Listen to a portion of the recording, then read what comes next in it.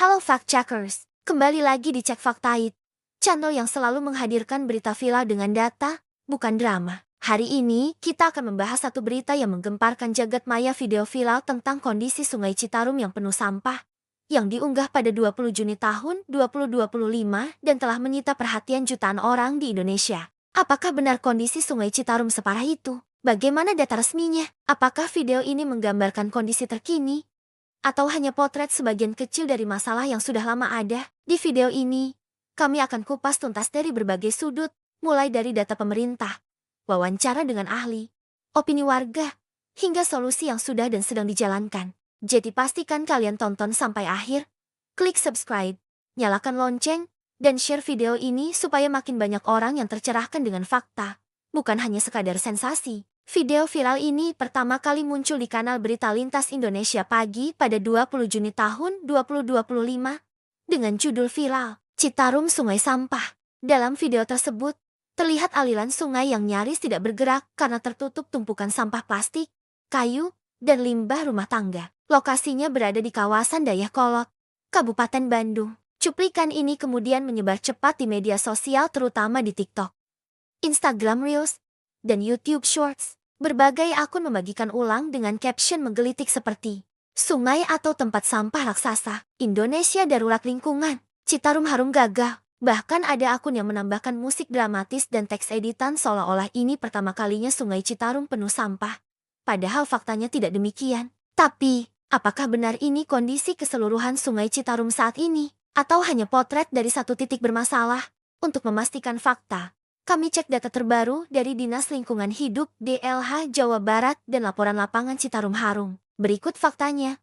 Panjang Sungai Citarum, 297 km, mengalir dari Gunung Wayang hingga Laut Jawa. Jumlah penduduk di Citarum, 27 juta jiwa bergantung pada aliran sungai ini. Sumber pencemar terbesar 2024-2025. Rumah tangga, 50% industri kecil menengah, 30%. Peternakan atau perkebunan, 10% lainnya sampah liar, dan lain-lain. 10% volume sampah Juni tahun 2025. Rata-rata harian sampah mengambang, 500 ton atau hari lonjakan pasca banjir kiriman, hingga 800 ton atau hari di titik rawan seperti Dayakolot dan Bojongsoang. Program Citarum Harum sejak 2018, 1.500 personel Satgas Citarum Harum dikerahkan. 70% industri besar sudah punya IPAL. Instalasi pengolahan air limbah. 150 titik ban sampah aktif. Masalah terbesar bukan hanya sampah mengambang, tapi pencemaran mikroplastik dan logam berat yang tidak terlihat mata. Kami berbicara langsung dengan dua narasumber. Dr. Nia Rahmawati, ahli lingkungan, Universitas Padjadjaran Letkol TNI Agus Wibowo, Komandan Satgas Citarum Harum Sektor 6. Dr. Nia, video viral itu memang mencerminkan masalah nyata. Tapi harus diingat, itu hanya di titik tertentu. Secara keseluruhan, kualitas air Citarum memang membaik dibanding 2018. Tapi perbaikan ini lambat dan perlu kolaborasi lebih serius antara warga, pemerintah, dan industri. Letkol Agus, Satgas terus melakukan pembersihan setiap hari. Masalahnya, volume sampah selalu lebih besar dari kemampuan bersih harian. Apalagi saat banjir kiriman datang, sampah dari hulu ikut turun. Edukasi warga jadi kunci utama. Kami juga turun langsung dan mewawancarai warga di bantaran sungai. Pak Ujang, warga Dayakolot, sebetulnya sering dibersihin, tapi sampah datang lagi.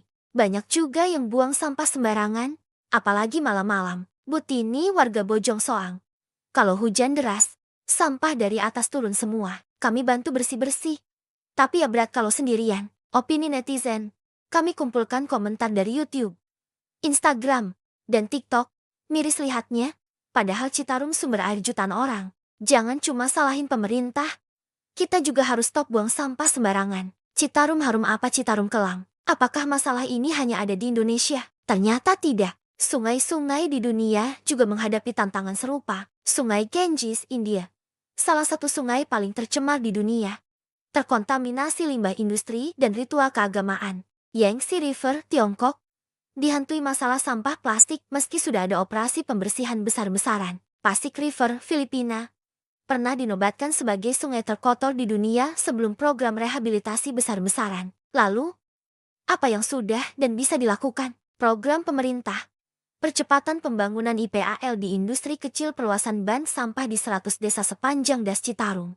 Pembersihan intensif oleh Satgas TNI atau Polri bersama warga. Peran warga tidak membuang sampah ke sungai, ikut program bank sampah gotong royong bersih sungai, inovasi teknologi.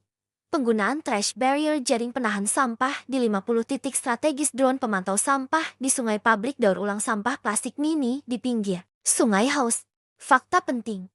Sungai Citarum tidak akan bersih hanya dengan Satgas atau pemerintah. Butuh gerakan bersama. Dan kalian, fact checkers, bisa jadi bagian dari solusi dengan mulai dari diri sendiri. Jangan buang sampah sembarangan. Ajak teman dan keluarga untuk peduli sungai. Jadi, teman-teman, video viral tentang Sungai Citarum ini memang membuka mata kita semua akan darurat lingkungan yang nyata. Tapi jangan berhenti di sebatas komentar pedas di media sosial. Mari kita ikut bergerak. Cek Fakta It berkomitmen untuk terus menghadirkan fakta, data, dan solusi nyata. Jangan lupa subscribe, aktifkan lonceng notifikasi, dan share video ini ke teman-teman kalian. Karena satu klik kalian bisa jadi langkah awal untuk Indonesia yang lebih bersih dan sehat. Sampai jumpa di video berikutnya.